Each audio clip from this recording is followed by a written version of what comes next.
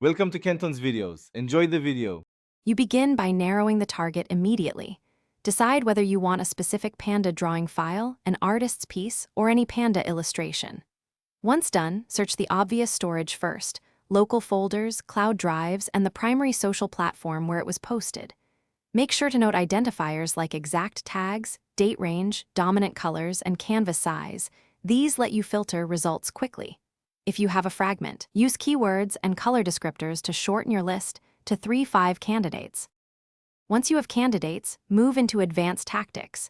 Use quoted phrases, file type filters, and site-specific queries to exclude noise. Then run a reverse image search and a color similarity lookup to find duplicates or higher resolution sources. Make sure to inspect metadata, EXIF or embedded author tags, to confirm origin and creation date. This explains why a version moved or was edited. If results conflict, keep a short list and cross-check thumbnails, dimensions, and watermark clues to pin down the original. You complete the process by retrieving the highest quality original you located.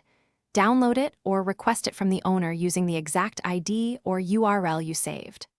Once acquired, save a labeled copy including resolution, source link, and license notes so you can reuse it without confusion. If you hit problems, missing originals, only low-res versions, or removed content, try archived pages, contact the uploader directly, or search for related posts. This often recovers a usable copy when the primary source is.